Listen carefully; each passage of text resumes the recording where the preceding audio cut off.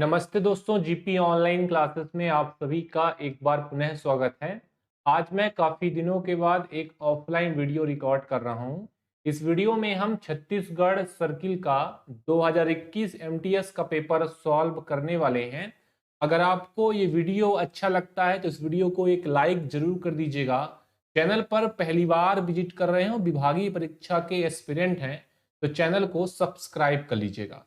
अगर आपको इस तरीके के ऑफलाइन वीडियो लगातार परीक्षा तक चाहिए, हम टारगेट कर रहे हैं 30 अप्रैल के विभागीय परीक्षा एमटीएस पोस्टमैन मेलगार्ड को, तो मुझे कमेंट में ज्यादा से ज्यादा बताइएगा। मैं और भी ज्यादा से ज्यादा वीडियो बनाने का प्रयास करूंगा। बिना टाइम वेस्ट किए हुए इस वीडियो को स्टार्ट करते हैं। छत्तीसगढ़ सर्किल 2021 में पहला जो क्वेश्चन पूछा गया था वो पूछा गया था, in which corner of address side of article the sender address should be written।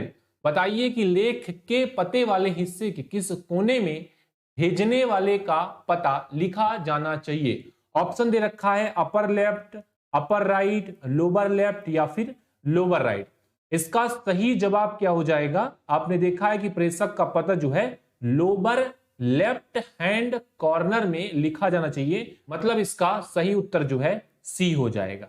चलिए अगले क्वेश्चन में चलते हैं। अगला क्वेश्चन आपका सेकंड नंबर क्वेश्चन स्क्रीन पे आ चुका है।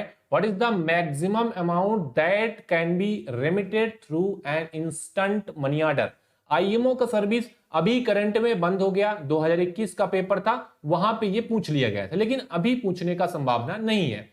आईएमओ मैक्सिमम कितना तक भेजा जा सकता था, उसका लिमिट बताना था 5,000, 10,000 या फिर 25,000 या फिर 50,000। इसका जो करेक्ट उत्तर हो जाएगा वो हो जाएगा 50,000। डी ऑप्शन जो है करेक्ट हो जाएगा। चलिए अगला क्वेश्चन, शानदार सा क्वेश्चन आपके स्क्रीन पर लग चुका है। अगर आपसे इन सभी क्वेश्चन के उत्तर बन रहे हैं तो मुझे कमेंट बॉक्स में पूरे उत्तर डालकर बता दीजिएगा। What is the full form QR in the QR code? QR code में QR का आपको फुल फॉर्म बताना था। ऑप्शन ए दे रखा था क्वालिटी रिस्पॉन्स, बी दे रखा था क्विक रिस्पॉन्स और सी क्वार्टर रिस्पॉन्स या क्विक रेसिस्टेंस दे रखा था। बिल्कुल इसका जो सही उत्तर हो जाएगा, क्यूआर का फुल फॉर्म होता है क्विक रिस्पॉन्स। ध्यान रखिएगा, त्वरित प्रक्रिया इसे हम हिंदी में बोलते हैं। अगला क्वेश्चन आपकी स्क्रीन पर आ चुका है, question number 4। What is the fee for recall of postal article. डाक वस्तु को वापस लेना है इंलैंड के मामले में, अंतरदेशीय के मामले में, तो उसका आपसे चार्ज पूछ रहा था। बिल्कुल इसमें 5 रुपए, 6 रुपए, 10 रुपए या फिर 15 रुपए दे रखा था। इसका जो सही उत्तर हो जाएगा वो हो जाएगा 6 रुपए। ध्यान रखिएगा, अगर अंतरदेशी मतलब इंलैंड का कंडीशन है और आर्टिकल वापस लेना है, रिकॉल करना है, तो उस कंडीशन में 6 रुपए का चार्ज लिया जाता है। इसके अलावा फॉरेन का पूछ ले तो फॉरेन में रिकॉल के लिए 30 रुपए का चार्ज लिया जाता है। इस बात को अपने दिमाग में डाल लीजिएगा। इस क्वेश्चन का जो सही उत्तर हो जाएगा वो हो जाएगा आपका बी। ध्यान रखिएगा, और इसका भुगतान जो है डाक टिकट के रूप में किया जाता है। अगला question, what is the maximum weight of book packet. किताब के पैकेट का अधिकतम वजन कितना होता है? 2 किलो, 4 किलो, 5 किलो या फिर 10 किलो। आपने पढ़ रखा है, बहुत इजी क्वेश्चन। इसका सही उत्तर हो जाएगा 5 केजी। केवल एक टाइप का हमारा बुक पैकेट होता है जो कि होता है पैटर्न एंड सैंपल पैकेट, उसका वजन होता है 2 केजी। बाकी सभी का वजन जो है 5 केजी होता है। अगला और शानदार सा क्वेश्चन आपकी स्क्रीन पर लग चुका है। What is the maximum weight of register parcel booked in branch post office. बताइए कि शाखा डाकघर में कोई रजिस्टर पार्सल बुक किया जाता है, उसकी अधिकतम सीमा कितनी होगी? 5 केजी, 8 केजी, 10 केजी या फिर 25 केजी। आपने पढ़ रखा है, कंडीशन हमने बताया पीओजी 1 का है कि अगर शाखा डाकघर को कोई संबोधित पार्सल है, ध्यान रखिएगा, संबोधित है तो भी 10 केजी ही होगा, और अगर वहां से डिलीवर किया जाना है, बुक किया जाना है, तो उस कंडीशन में भी 10 केजी होगा। दोनों कंडीशन में 10 केजी है। हम टिक कर देते हैं ऑप्शन नंबर सी को, मतलब सी नंबर जो है सही हो जाएगा। क्वेश्चन नंबर 7 आपकी स्क्रीन पर है। What is the highest denomination of an Indian postal order. IPO का मैक्सिमम या उच्चतम मूल्य क्या है, किस वर्ग में उपलब्ध है? आपने दे रखा है आईपीओ भी करंट में 8 डिनोमिनेशन में उपलब्ध है। 8 डिनोमिनेशन में आपको हाईएस्ट डिनोमिनेशन बताना है। ये बात भी आपको पता है, निश्चित तौर पर इसका उत्तर जो है 100 रुपए हो जाएगा। हाईएस्ट डिनोमिनेशन जो है वो 100 रुपए हो जाएगा।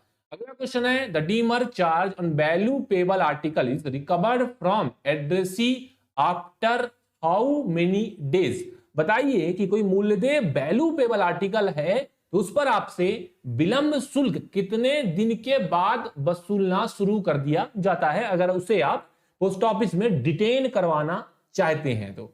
5 दिन बाद, ऑप्शन ए में दे रखा है, बी में दे रखा है 7 दिन, सी में दे रखा है 10 दिन या फिर 15 दिन। इसका जो सही उत्तर हो जाएगा वो हो जाएगा आपका बी नंबर, 7 दिन के बाद, मतलब 8वें दिन से उस पर डीमर चार्ज वसूल करना शुरू कर दिया जाता है। और यदि 8वां दिन रविवार है तो फिर उसको कैलकुलेट नहीं किया जाता, फिर अगले सोमवार से उसको कैलकुलेट किया जाता है।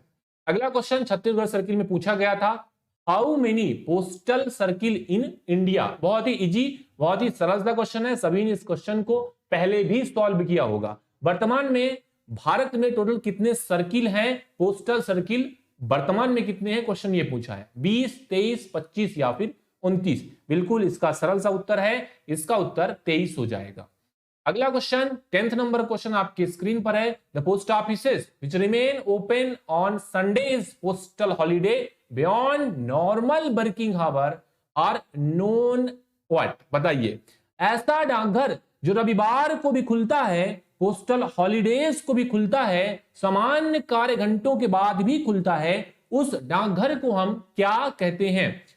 ऑप्शन ए दे रखा है असामान्य डाकघर, बी दे रखा है छुट्टियों का डाकघर, और सी दे रखा है सामान्य, या फिर डी दे रखा है हमें नाइट पोस्ट ऑफिस। बिल्कुल आपने पढ़ रखा है कि डाकघर की छुट्टी या फिर अन्य पोस्टल हॉलिडेज के दिन संडे को केवल एक पोस्ट ऑफिस खुला रहता है, उसको हम बोलते हैं नाइट पोस्ट ऑफिस। अगला क्वेश्चन आपकी स्क्रीन पर, शानदार सा इजी सा question, what are the maximum working hour branch post office. बताइए कि शाखा डाकघर का अधिकतम कार्यकाल का समय या कार्य के घंटे कितने होते हैं। 3 घंटा, 4 घंटा, 5 घंटा, 8 घंटा। 2 कंडीशन है, पहला कभी पूछ ले तो मिनिमम बताना है हमेशा 4 घंटा और मैक्सिमम हमेशा बताना है 5 घंटा। ये कब से हुआ, जब से कमलेश चंद कमेटी रिपोर्ट लागू हुआ। अगला क्वेश्चन, क्वेश्चन नंबर 12 आपकी स्क्रीन पर है, लिखा हुआ है letter box mark letter only are use for posting which kind of article. इसको आप काइंड कर लीजिएगा। एक लेटर बॉक्स है जिस पर मेंशन किया गया है केवल पत्रों के लिए। ध्यान रखिएगा, जब भी किसी लेटर बॉक्स में मेंशन रहेगा केवल पत्रों के लिए, तो उस लेटर बॉक्स में हमें डालना है केवल लेटर और पोस्ट कार्ड ही डाल सकते हैं। इस बात को अपने दिमाग में अच्छे तरीके से डाल लीजिएगा। What can be maximum weight of private inland letter card. निजी अंतर्देशीय पत्र कार्ड का अधिकतम वजन सीमा क्या होगा। ए दे रखा है 3 ग्राम, बी दे रखा है 5 ग्राम, सी दे रखा है 7 या फिर डी रखा है 10 ग्राम। तो करंट में अगर हम देखेंगे एज पर साइड, मतलब इंडिया पोस्ट की साइड के अनुसार, तो प्राइवेट और गवर्नमेंट दोनों आईएलसी का मैक्सिमम वेट जो है 5 ग्राम है। और यहां पे हमें मेंशन नहीं किया गया है कि पीओ गाइड 1 के अनुसार। जब भी हमेशा मेंशन करे कि पीओ गाइड 1 के अनुसार तो आप 3 लगा दीजिए, और मेंशन नहीं करे तो हमेशा ध्यान रखिए 5 ही लगा दीजिए। बाद में फिर सर्किल अगर आपका उत्तर गलत करता है तो उसमें फीडबैक दीजिए, क्वेश्चन को कैंसिल करवाइए। ज्यादा से ज्यादा फीडबैक देंगे, क्वेश्चन ऑलरेडी कैंसिल हो जाएगा। चलिए 14 नंबर क्वेश्चन आपकी स्क्रीन पर है, what kind of article can be got through post box and post bag. किस प्रकार की वस्तुएं डाक बॉक्स और डाक थैलों के माध्यम से भेजी जा सकती हैं। Only registered article, all kind of article, only fully prepaid unregistered article. C number का ऑप्शन बिल्कुल सही है। हमने पोस्ट बैग और पोस्ट बॉक्स के कंडीशन में ये पढ़ रखा है कि पोस्ट बैग और पोस्ट बॉक्स से केवल और केवल फुल्ली प्रीपेड अनरजिस्टर्ड आर्टिकल ही प्रेषित किए जाएंगे। अगला क्वेश्चन 15 नंबर क्वेश्चन आपकी स्क्रीन पर लग चुका है, what is the postage chargeable when the postage is insufficiently paid on official postal article.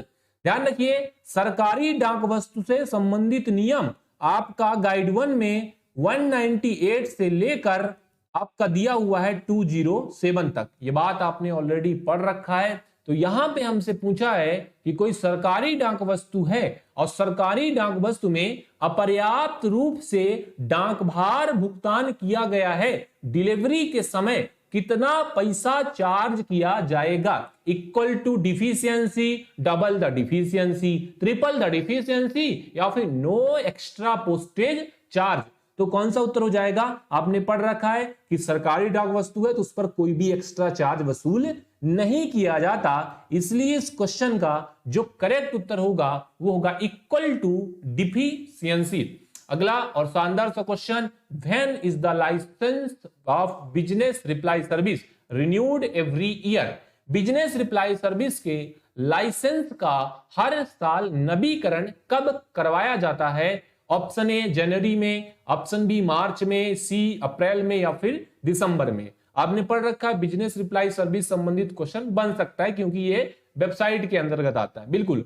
Renewal की बात करेगा तो रिन्यूअल हमेशा मार्च में करवाया जाता है और इसमें जो है अलग अलग आप जब भी इसको लेते हैं तो उसके हिसाब से चार्ज वसूल किया जाता है। ठीक है, अप्रैल मई जून के बीच लेते हैं 200 रुपए, फिर उसके बाद अगले 3 महीना में लेते हैं तो 150 रुपए, फिर उसके बाद अगले 3 महीना में लेते हैं 100 रुपए हो जाता है, फिर लास्ट के जनवरी से मार्च के बीच लेते हैं तो इसका चार्ज जो है वो 50 रुपए हो जाता है। अगले क्वेश्चन में चलते हैं। Which of the following transcribe the address written in regional language on postal article? Volume 5 का क्वेश्चन है, डेफिनेशन से क्वेश्चन पूछा गया है कि निम्नलिखित में से कौन सा डाक लेखों पर क्षेत्रीय भाषा में लिखे पते का लिप्यंतरण करता है? मतलब कोई आर्टिकल है और उस पर पता कन्नड़ में लिखा है तो उसको इंग्लिश में बदलने का कार्य कौन सा ऑफिस करता है? मेल ऑफिस करता है, हेड पोस्ट ऑफिस करता है, सॉर्टिंग पोस्ट ऑफिस करता है, या transcription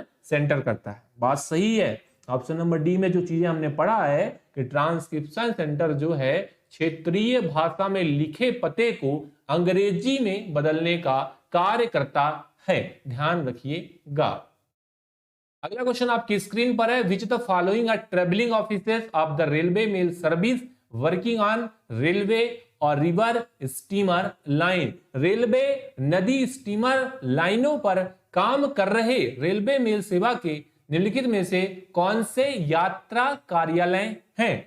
transit section, mail motor, mail office, moving post office. हमने आपको पहले ही बता रखा है कि ऐसे चल कार्यालय जो कि रेलवे लाइनों पर काम करते हैं, ऐसे चल कार्यालय जो नदी पर काम करते हैं, स्टीमर लाइनों पर काम करते हैं, उसे हम बोलते हैं ट्रांजिट सेक्शन। इस बात को आप दिमाग में डाल लीजिएगा, ध्यान रखिएगा। अगला क्वेश्चन बहुत ही शानदार सा क्वेश्चन, 19 नंबर का क्वेश्चन पूछा है। D section of postal directorate which does not deal with any bag but only deal with a correspondence relating to procurement and distribution of bag known as what? Question क्या पूछा है कि डाक निदेशालय का डी अनुभाग जो किसी भी बैग से संबंधित नहीं है, केवल बैग की खरीद और वितरण से संबंधित पत्राचार से डील करता है, उस ऑफिस को क्या बोला जाता है? मैंने कई बार बताया है कि बैगों के स्थानांतरण, बैगों की प्रणाली में सुधार हेतु बैगों का एक सिस्टम बनाया गया जिसमें कि यूनिट बैग ऑफिस बनाया गया, डिस्ट्रिक्ट बैग ऑफिस बनाया गया, सर्किल बैग ऑफिस बनाया गया और सेंट्रल बैग ऑफिस बनाया गया। यूनिट बैग ऑफिस आपको पता है कि शाखा डाकघर या फिर ईडीएसओ को छोड़कर सभी ऑफिस जो है यूनिट बैग ऑफिस के रूप में काम करेगा। आरएमएस के जो ऑफिसेस हैं वो डिस्ट्रिक्ट बैग ऑफिस के रूप में काम करेगा। Circle office postal store depot जो है, पोस्टल स्टोर डिपो जो है वो सर्किल बैग ऑफिस के रूप में काम करेगा। और एक हमारा होता है सेंट्रल बैग ऑफिस जिसका क्वेश्चन पूछा गया है जो कि डी सेक्शन कहलाता है। ये बैग से डील नहीं करता, बैगों के पत्राचार से डील करता है। इस बात का आप ध्यान रखिएगा। चलिए अगला क्वेश्चन आपकी स्क्रीन पर आ चुका है, क्वेश्चन नंबर 20। इस क्वेश्चन को देखिए। The trip from headquarter of the set towards this out station is called as. देखिए मुख्यालय से अपने बीट की ओर, ध्यान समझिएगा, सेट के मुख्यालय से बाहर के स्टेशन तक की यात्रा क्या कहलाती है? ऑप्शन दे रखा है, in trip, out trip, station trip या फिर हेड क्वार्टर ट्रिप। इस क्वेश्चन का जो सही उत्तर हो जाएगा। जब भी आपसे क्वेश्चन ये पूछे कि बताइए कि सेट के मुख्यालय से बाहर के स्टेशन की ओर, तो हमेशा बताइएगा आउट ट्रिप, और बाहर के स्टेशन से सेट के मुख्यालय की ओर तब बताइएगा इन ट्रिप। अगला क्वेश्चन आपकी स्क्रीन पर आ चुका है। What is the colour of check slip use for ordinary paid and unpaid bundle? साधारण भुगतान और अवैतनिक बंडलों के लिए उपयोग की जाने वाली चेक स्लिप पर्ची का रंग क्या होता है? रेड होता है, ब्लू होता है, पिंक होता है या फिर ग्रीन होता है? इसका उत्तर जो हो जाएगा वो हो जाएगा सी। बहुत ही इंपॉर्टेंट था, ध्यान रखिएगा, पिंक जो है इसका करेक्ट उत्तर होगा। अगला question 22 number question, a order prescribing changing sorting list are issued by which of the following? बताइए कि छटाई सूची में परिवर्तन से संबंधित जो भी आदेश जारी किए जाते हैं उन आदेशों को कौन जारी करता है? आपने बार बार पढ़ा है कि सुपरिटेंडेंट आरएमएस मतलब रेल मेल सर्विसेज के अधीक्षक जो होते हैं वो ए और बी ऑर्डर जारी करते हैं। ए ऑर्डर होता है सॉर्टिंग लिस्ट में बदलाव करना, और सॉर्टिंग लिस्ट में बदलाव के अलावा अन्य जो भी आदेश जारी किए जाते हैं, चाहे वो अपने आरएमएस के कर्मचारियों के गाइडेंस के लिए जारी किए जा रहे हो या फिर अन्य किसी उद्देश्य के लिए जारी किए जा रहे हो, वो आदेश बी ऑर्डर की कैटेगरी में आते हैं। अगला क्वेश्चन आपकी स्क्रीन पर है। What is use for purpose determining the relative advantage alternate mail route और cause of detention of article? बताइए कि वैकल्पिक मार्गों के सापेक्ष लाभ या लेखों के अवरोधन के कारण का निर्धारण करने के लिए उपयोग किया जाता है। Red card, green card, job card या ट्रायल कार्ड? इसका जो सही उत्तर हो जाएगा वो हो जाएगा आपका डी, ट्रायल कार्ड। अगला क्वेश्चन आपके स्क्रीन पर आ चुका है। The impression of frank should consist two die, one is the value die, what is the name of the other die? Frank die, red die, free die या फिर licence die? Franking machine का question था। आपने पढ़ा है कि electronic franking machine में दो प्रकार की डाइयां उपयोग की जाती हैं। पहली डाई है वैल्यू डाई और दूसरी डाई है licence die.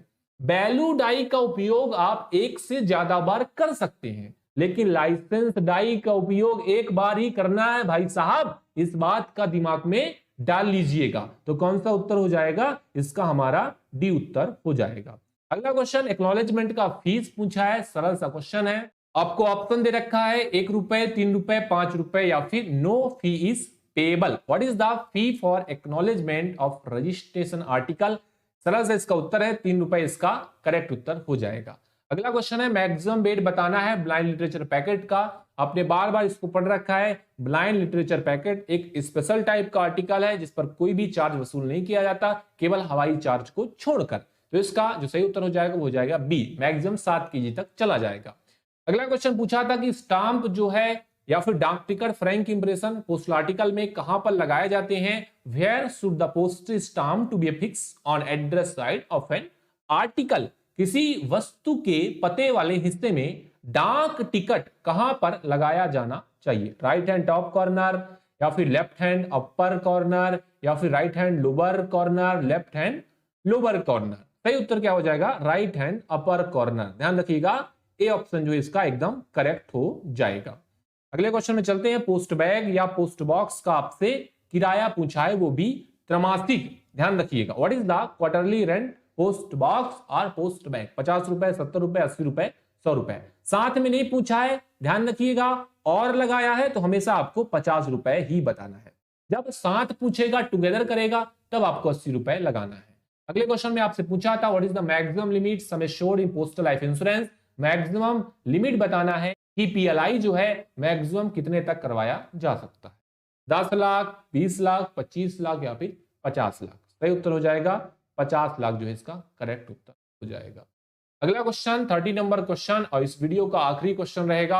How many transaction through international money order service IMTS can be received single beneficiary in a calendar year? इसके बारे में मैंने आपको काफी डिटेल से बताया है। जो भी लाइव वीडियो कंडक्ट किए जा रहे हैं वहां पे यहाँ पे पूछा है कि IFS मतलब विदेश से पैसा भारत में कोई भी टूरिस्ट है, कोई भी स्टूडेंट है, मंगा रहा है, एक कैलेंडर ईयर में एक लाभार्थी कितने ट्रांजैक्शन कर सकता है? इसका सही उत्तर हो जाएगा 30।